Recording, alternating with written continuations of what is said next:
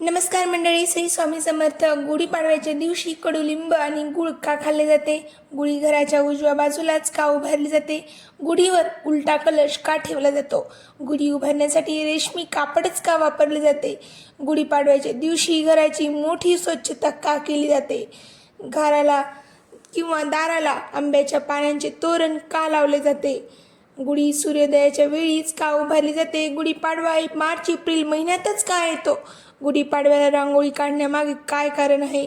आणि सर्वात महत्त्वाचा प्रश्न म्हणजे गुढीपाडव्याच्या या परंपरेमागे कोणत्या आरोग्याशी म्हणजेच आपल्या आरोग्याशी आणि निसर्गाशी काय संबंध आहे?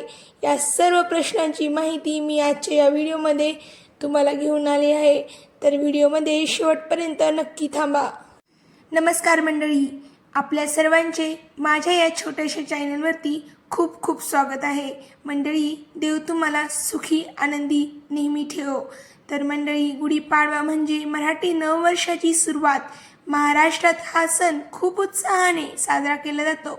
घराघरात गुढी उभारली जाते, कडुलिंब आणि गूळ खाल्ले जातात, घर सजवले जाते आणि आनंदाने नववर्षाचे स्वागत केले जाते.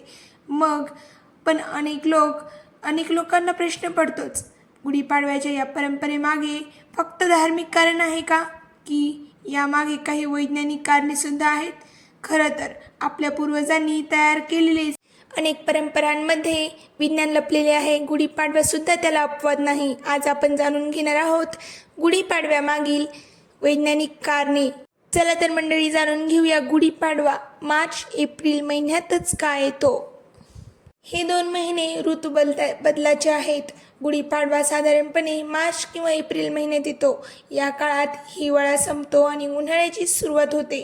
ऋतू बदलताना शरीरावर त्याचा परिणाम होतो. सर्दी, ताप, संसर्गजन्य आजार यांचा धोका वाढतो. म्हणूनच आपल्या पूर्वजांनी अशा परंपरा तयार केल्या ज्या आरोग्य टिकवण्यासाठी मदत करतात.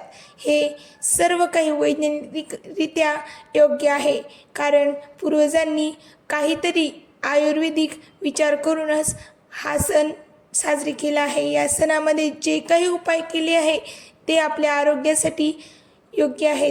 चला तर मंडळी, आपण थोडंसं खोलात जाऊया, म्हणजेच ऋतूबदल आणि आरोग्याबद्दल. मंडळी, गुढीपाडवा साधारणपणे मार्च किंवा एप्रिल महिन्यात येतो. हा काळ तो असतो ते जेव्हा हिवाळा संपतो आणि उन्हाळ्याची सुरुवात होत असते. ऋतू बदलण्याचा हा काळ आपल्या शरीरासाठी खूप संवेदनशील मानला जातो, कारण वातावरण अचानक बदलते. कधी थंडी हवा असते, कधी तर उष्णता वाढते. अशा वेळी आपल्या शरीराला या बदलाशी जुळवून घेण्यासाठी थोडा वेळ लागतो. यामुळे अनेक लोकांना सर्दी होते, काहींना ताप येतो, काहींचा घसा दुखतो आणि विविध संसर्गजन्य आजार होण्याचीही शक्यता असते. म्हणूनच आपल्या पूर्वजांनी या काळात काही विशेष परंपरा आणि आहार पद्धती तयार केल्या. या परंपरांचा उद्देश फक्त धार्मिक नव्हता, तर लोकांचे आरोग्य चांगले राहावे हा देखील त्यामागचा विचार होता. उदाहरणार्थ, गुढीपाडव्याच्या दिवशी कडुलिंब, गूळ, मिरी आणि चिंच यांचे मिश्रण खाण्याची परंपरा आहे. हे मिश्रण शरीराची योग्य रोगप्रतिकारक शक्ती वाढवण्यास मदत करते आणि बदलामुळे होणाऱ्या आजारांपासून संरक्षण देते. म्हणजेच सर्व काही आपल्या शरीरासाठी योग्य आहे. आपल्या पूर्वजांनी तयार केलेल्या या परंपरांमध्ये आरोग्य आणि विज्ञानाचा खूप खूप सुंदर असा विचार लपलेला आहे. मंडळी, तुम्हाला वाटत असेल त्यात काय एवढं, पण कडुलिंब खाण्याने वैज्ञानिक कारण काय आहे तुम्हाला या व्हिडिओमध्ये कळणार आहे. कारण गुढीपाडव्याच्या दिवशी एक खास परंपरा पाळली जाते, ती म्हणजे कडुलिंब आणि गूळ खाणे. अनेक लोक ही परंपरा पाळतात, पण अनेकांना प्रश्न पडतो, गुढीपाडव्याच्या दिवशी कडुलिंब का खाल्ला जातो? यामागे फक्त धार्मिक कारण नाही, तर खूप मोठे वैज्ञानिक कारणसुद्धा आहे. कडुलिंबाला आयुर्वेदामध्ये औषधांचा राजा मानले जाते. कडुलिंबाच्या पानांमध्ये अनेक औषधी गुण असतात, जसे की अँटीबॅक्टेरियल, अँटीव्हायरल, अँटीफंगल, अँटीऑक्सिडंट. हे सर्व गुण आपल्या शरीराला जंतू विषाणूंशी लढण्यासाठी मदत करतात. विशेषतः ऋतूबदलाच्या काळात शरीराची रोगप्रतिकारक शक्ती कमी होऊ शकते. अशा वेळी कडुलिंब खाल्ल्याने रक्त शुद्ध होते, शरीरातील विषारी घटक कमी होतात, त्वचेचे आजार कमी होतात आणि पचनक्रिया सुधारते. म्हणजेच कडुलिंब आपल्या शरीराला आतून स्वच्छ करण्याचे काम करतो. पण फक्त कडुलिंबच नाही, त्याचसोबत गूळ खाल्ला जातो. गुळामध्ये लोह, खनिजे आणि ऊर्जा देणारे घटक असतात. गूळ शरीराला तात्काळ ऊर्जा देतो आणि पचन सुधारतो.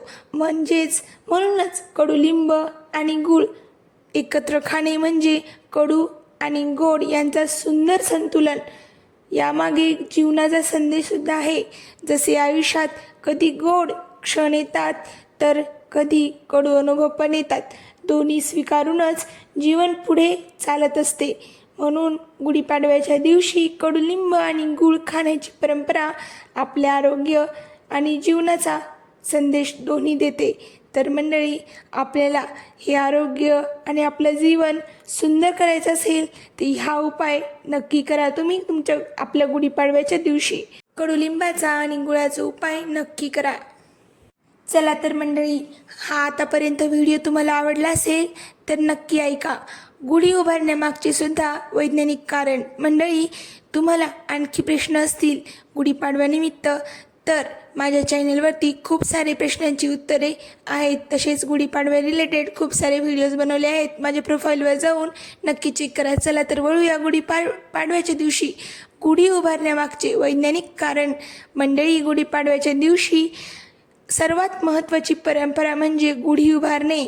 सकाळी लवकर उठून घराच्या बाहेर उंच काठीवर रेशमी कापड किंवा रेशमी साडी, फुलांची माळ, साखरेच्या गाठी आणि कलश वरती ठेवून गुढी उभारली जाते.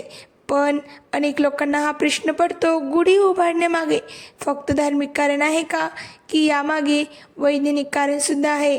खरं तर गुढी उभारण्यामागे काही महत्त्वाची वैज्ञानिक कारणेसुद्धा आहेत. मंडळी, लक्ष देऊन ऐका, शेवटपर्यंत ऐका. सूर्यप्रकाशाचे महत्त्व. मंडळी, गुढी नेहमी सूर्योदयाच्या वेळी उभारली जाते. सकाळच्या सूर्यप्रकाश आपल्या शरीरासाठी खूप फायदेशीर असतो. सकाळचा जो सूर्यप्रकाश असतो तो शरीराला व्हिटॅमिन डी देतो. म्हणजेच आपल्या शरीराला व्हिटॅमिन डीची खूप खूप आवश्यकता असते. त्यामध्ये रोगप्रतिकारक शक्ती वाढते, मानसिक ऊर्जा वाढते. म्हणूनच आपल्या पूर्वजांनी सण साजरा करण्याची वेळ सकाळी सूर्योदयाशी जोडली आहे. मंडळी, मी संक्रांतीचा सुद्धा व्हिडिओ खूप छान बनवला आहे, कारण त्याच्यामध्ये सूर्यदेवाचे काय महत्त्व आहे ते सुद्धा सांगितले आहे. माझ्या प्रोफाईलवरती जाऊन तुम्ही ते बघू शकता. मंडळी, उंच ध्वज आणि हवा याचा काय गूढ आहे, तर गुढी ही प्रत्यक्षात ध्वजासारखी उंच उभारली जाते. यामुळे वाऱ्याचा प्रवाह वाढतो आणि घराभोवती हवेचे चांगले वहन होते. पूर्वीच्या काळात गावांमध्ये अशा ध्वजांचा उपयोग विजयाचे चिन्ह, दिशादर्शक म्हणूनही केला जात असे. तर मंडळी, यामुळे वातावरण शुद्ध होते. गुढीवर आंब्याची पाने, तांब्याचा कलश आणि फुलांची माळ, कडुलिंब लावले जातात. या सर्व गोष्टींमध्ये नैसर्गिक औषधी गुण असतातच, हे तुम्हा सर्वांना माहीतच असेल. यामुळे वातावरणातील काही सूक्ष्म जंतू कमी होण्यास मदत होते. तर मंडळी, आपल्या सर्वांनी गुढी लावावी. आपल्या घरामध्ये गुढी नक्की उभारावी. घराच्या उजव्या बाजूलाच गुढी उभारावी. आता घराच्या उजव्या बाजूलाच गुढी का बरं उभारावी, याचं सुद्धा उत्तर मी तुम्हाला व्हिडिओमध्ये दिलं आहे, माझ्या प्रोफाईलमध्ये आहे. ठीक आहे. सकारात्मक ऊर्जा अशी आहे, गुढी उंच उभारणे म्हणजे विजय आणि आनंदाचा ध्वज उभारणे. मानसशास्त्रानुसार जेव्हा आपण सण साजरा करतो, घर सजवतो, गुढी उभारतो, तेव्हा आपल्या मनामध्ये आनंद, सकारात्मकता वाढते. ही सकारात्मकता भावना देखील मानसिक आरोग्यासाठी खूप खूप महत्त्वाची असते.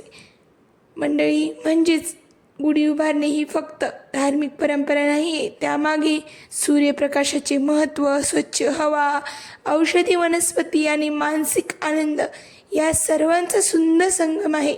म्हणूनच आपल्या पूर्वजांनी ही परंपरा तयार केली आहे. मंडळी, तुम्ही म्हणतान आता कडुलिंबाचं तर झालं, कडुलिंब औषधी असतो हे सगळ्यांनाच माहिती आहे, पण आंब्याच्या पानांचे वैज्ञानिक रहस्य नेमकं काय आहे ते पण कळू द्या. तर मंडळी, गुढीपाडवा साजरा करताना आपण अनेक परंपरा पाळतो. घराची स्वच्छता करतो, गुढी उभारतो, रांगोळी काढतो आणि दाराला आंब्याच्या पानांची सुंदर अशी तोरण लावतो. अनेक घरांमध्ये गुढीवरही आंब्याची पाने लावलेली दिसतात. ही परंपरा आपण वर्षानुवर्षे पाहत आलो आहोत, पण अनेक लोकांना हा प्रश्न अजूनही पडतो की गुढीपाडव्याच्या दिवशी आंब्याची पानेच का बरं वापरली जातात. यामागे फक्त धार्मिक श्रद्धा आहे. फक्त गुढीपाडव्याच्या दिवशी नाही बरं, आपण प्रत्येक सणाला आंब्याच्या पाण्याचे तोरण नक्कीच लावतो. की यामागे काही वैज्ञानिक कारणसुद्धा आहे का, हे सुद्धा आपल्याला प्रश्न पडतो. तर खरं तर आपल्या पूर्वजांनी तयार केलेले अनेक परंपरांमध्ये निसर्ग आणि विज्ञानाचा खूप सुंदर विचार केलेला आहे. आंब्याच्या पानांचा वापर ही त्याच विचारांची एक उत्तम उदाहरण आहे. आंबा हा भारतातील अत्यंत महत्त्वाचा आणि पवित्र वृक्ष मानला जातो. अनेक धार्मिक विधींमध्ये आंब्याच्या पानांचा वापर केला जातो, पण त्यामागे केवळ श्रद्धा नसून त्यामागे आरोग्य, पर्यावरणाशी संबंधित काही महत्त्वाचे फायदेसुद्धा आहेत. आंब्याच्या पानांमध्ये अनेक प्रकारचे नैसर्गिक घटक असतात. घटक आपल्याला आढळूनसुद्धा येतात. या पानांमध्ये अँटीऑक्सिडंट, अँटी बॅक्टेरियल आणि काही प्रमाणात अँटी फंगल गुणधर्म असतात, असे आयुर्वेदात सांगितले गेले आहे. तर मंडळी, पूर्वीच्या काळात लोकांना आजच्यासारखी आधुनिक औषधे उपलब्ध नव्हती, त्यामुळे ते निसर्गातील झाडे, वनस्पती, पानांचा उपयोग आरोग्य टिकवण्यासाठी करत असत. आंब्याची पाने हे घराच्या दारात लावल्यामुळे वातावरण एक प्रकारची ताजेपण आणि वातावरणाची पसरलेली जी निरोगी हवा आणि नैसर्गिक सुगंध तयार होतो. गुढीपाडव्याचा काळ साधारणपणे मार्च किंवा एप्रिल महिन्यात येतो.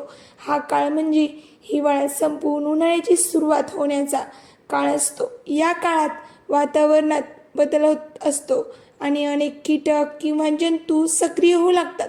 तर मंडळी, आपल्या पूर्वजांनी घराच्या दाराला आंब्याच्या पानांचे तोरण लावण्याची परंपरा कदाचित याच कारणासाठी सुरू केली असावी. ताजी हिरवी पाने वातावरणात ताजेपणा निर्माण करतात आणि घरात प्रवेश करताना मनाला एक सकारात्मक आणि शांत अनुभव देतात. आंब्याच्या पानांचे आणखी एक वैशिष्ट्य आहे बरं, त्यांचा हिरवा रंग. हिरवा रंग हा निसर्गाचा आणि जीवनाचा रंग मानला जातो. मानसशास्त्रानुसार हिरवा रंग पाहिल्याने मन शांत होते, ताण कमी होतो आणि सकारात्मक भावना निर्माण होऊ लागतात. तर मंडळी, जेव्हा आपण घराच्या दारात सुंदर अशी हिरवे तोरण पाहतो, तेव्हा नकळत मन आनंदी होते. सण साजरा करताना ही सकारात्मक भावना खूप महत्त्वाची असते. पूर्वीच्या काळात गावांमध्ये आणि घरांमध्ये भरपूर झाडे असायची. लोक निसर्गाच्या खूप जवळ राहत होते, त्यामुळे प्रत्येक सणामध्ये झाडे, फुले आणि पाने यांचा वापर केला जात असे. आंब्याची पाने टिकाऊ असतात आणि लवकर सुकत नाहीत, त्यामुळे ते तोरण बनवण्यासाठी अतिशय योग्य मानले जातात. काही दिवस ते ताजे राहतात आणि घराला नैसर्गिक सजावट देतात. आंब्याच्या पानांचा काही जणांनी वापर असा केला जातो. वापर हा केवळ सजावटीसाठी नसून तो निसर्गाशी असलेले आपले नाते दाखवतो. आपल्या पूर्वजांनी सणांच्या माध्यमातून लोकांना निसर्गाशी जोडून ठेवण्याचा प्रयत्न केला आहे. झाडे लावा, त्यांची काळजी घ्या आणि त्यांच्या उपयोगाची जाणीव ठेवा, हा संदेशही या परंपरेतून आपल्याला मिळतो. म्हणूनच गुढीपाडव्याच्या दिवशी आंब्याच्या पानांचे तोरण ही खूप महत्त्वाची परंपरा आहे. हो, परंपरा आहे, पण ही धार्मिक परंपरा ही एकटीच नाही. त्यामागे निसर्ग, आरोग्य, सौंदर्य आणि सकारात्मकता त्यांचा सुंदर असा संगम आहे. या सर्व गोष्टींचा आपल्या पूर्वजांची ही दूरदृष्टी खरोखरच आश्चर्यकारक आहे. त्यांनी अशा परंपरा तयार केल्या ज्या लोकांना आनंद देतात, निसर्गाशी जोडतात आणि अप्रत्यक्षपणे आरोग्याशीही जोडतात. मंडळी, यामुळेच गुढीपाडवा हा सण केवळ नववर्षाची सुरुवात नसून तो निसर्गाचा आदर करण्याचा आणि सकारात्मकतेने जीवन जगण्याचा संदेश देणारा सण आहे. म्हणून झाडे तोडत असतील तर त्या लोकांना झाडे तोडून देऊ नका. झाडे तोडू नका, झाडांना वाचवा, निसर्ग वाचवा. निसर्ग आपल्यासाठी जीवनदान आहे. तर मंडळी, वळूया दुसऱ्या प्रश्नावरती. तर मंडळी, चला आता तर खूप खूप महत्त्वाचा प्रश्न आहे. रांगोळी काढण्यामागचे वैज्ञानिक रहस्य काय आहे? मंडळी गुढीपाडवा असो, दिवाळी असो किंवा कोणताही शुभ सण असो, आपल्या घराच्या दारात, आपल्या अंगणामध्ये साधी सुंदर अशी रांगोळी दिसणारी गोष्ट आहे ती म्हणजे रांगोळी. रांगोळी ही सणाच्या दिवशी सकाळी लवकर उठून घरासमोर सुंदरी रांगोळी काढण्याची परंपरा भारतात खूप जुनी आहे. प्रत्येक घराच्या दारात वेगवेगळ्या डिझाईनची रांगोळी काढलेली दिसते आणि त्यामुळे घराचे सौंदर्य अजून वाढते. पण अनेक लोकांच्या मनात प्रश्न एक नक्की पडतो बरं, रांगोळी काढणे ही फक्त सजावट आहे का, की यामागे काही वैज्ञानिक कारण देखील आहे? खरं तर आपल्या पूर्वजांनी तयार केलेल्या या परंपरेमागे खूप सुंदर आणि विचारपूर्वक कारणे आहेत. पूर्वीच्या काळात साधारणपणे रांगोळी काढण्यासाठी आजच्या साधारण सारखे रासायनिक रंग वापरले जात नव्हते. त्याऐवजी तांदळाचे पीठ, नैसर्गिक माती, हळद, कुंकू किंवा इतर नैसर्गिक पदार्थ वापरले जात होते. मंडळी, विचार करण्याची गोष्ट आहे ही गोष्ट, म्हणजेच रांगोळी या छोट्याशा गोष्टीमध्ये सुद्धा किती विज्ञान लपलेलं आहे, वैज्ञानिक रहस्य आहे जे आपल्या पूर्वजांनी आपल्यासाठी शोधून ठेवलं आहे. ते आता आपल्या आरोग्यासाठी खूप महत्त्वाचं ठरतं. कारण ते अगोदर तांदळाची रांगोळी काढायची. तांदळाच्या पिठाची रांगोळी काढण्यामागे एक खास विचार होता. घरासमोर टाकलेले तांदळाचे पीठ छोटे कीटक, मुंग्या आणि पक्ष्यांसाठी अन्नाचे स्रोत बनत असे. यामुळे पर्यावरणातील अन्न साखळी टिकून राहण्यास मदत होत असे. म्हणजेच रांगोळी ही फक्त सजावट नसून ती निसर्गाशी असलेल्या आपल्या नात्याची एक सुंदर अभिव्यक्ती होती ही. आणि रांगोळी काढताना स्त्रिया जमिनीवरती एका जागेवरती बसून शांतपणे एकाग्रतेने विविध आकृत्या काढत होत्या आणि आताही काढतात. विविध डिझाईन, विविध रंग त्यामध्ये भरून. यामागे मानसशास्त्राच्या दृष्टीने पाहिले तर ही क्रिया ध्यानासारखी असते. जेव्हा आपण एकाग्रतेने एखादे सुंदर असे चित्र तयार करतो तेव्हा मन शांत होते, ताण कमी होतो आणि सकारात्मक विचार वाढतात. त्यामुळे सणाच्या दिवशी ही दिवसाची सुरुवात रांगोळी काढून केल्यास मन प्रसन्न आणि आनंदी राहते. रांगोळीच्या आकृत्यांमध्ये एक विशेष अर्थ असतो. गोल फुले, कमळ, स्वस्तिक किंवा इतर पारंपरिक आकृत्या या सर्व शुभ आणि सकारात्मकतेचे प्रतीक मानले जातात. घराच्या प्रवेशद्वारावर अशा शुभचिन्हांची रांगोळी काढल्यामुळे घरात येणाऱ्या प्रत्येक व्यक्तीच्या मनात आनंद आणि सकारात्मक भावना निर्माण होतात. आणि रांगोळीची आणखी एक महत्त्वाचा पैलू असा आहे की रांगोळी म्हणजे स्वच्छता आणि शिस्त. सणांच्या दिवशी घरासमोर रांगोळी काढण्यापूर्वी त्या जागेची स्वच्छता केली जाते. त्यामुळे घराभोवती वातावरण स्वच्छ, नीटनेटके राहते. स्वच्छता ही आरोग्यासाठी खूप खूप महत्त्वाची आहे आणि आपल्या पूर्वजांनी सणांच्या माध्यमातून ही सवय लोकांमध्ये रुजवली आहे. रोजच करतात. काही घरांमध्ये रोज रांगोळी काढणे, सडा टाकणे, अंगण झाडणे ह्या साऱ्या गोष्टी रोज केल्या जातात. ती त्यांच्या सवय म्हणजे दिवसाचा एक प्रकारचा पार्टच झाला आहे आणि या सवयी खूप उत्तम आहेत. काही संशोधनानुसार रंग, आकृत्या आणि सममिती यांचा मानवी मनावर सकारात्मक परिणाम होतो. रंगीत रांगोळी पाहिल्याने मनात आनंद निर्माण होतो, सर्जनशीलता वाढते आणि घरात उत्साहाचे वातावरण तयार होते.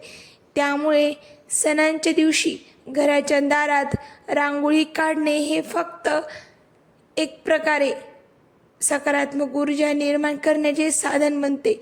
यावरून एक गोष्ट स्पष्ट होते की रांगोळी ही फक्त सजावटीसाठी नसून त्यामागे वातावरण, पर्यावरण, मानसिक आरोग्य, स्वच्छता आणि सकारात्मकताचा एक सुंदर असा संगम आहे.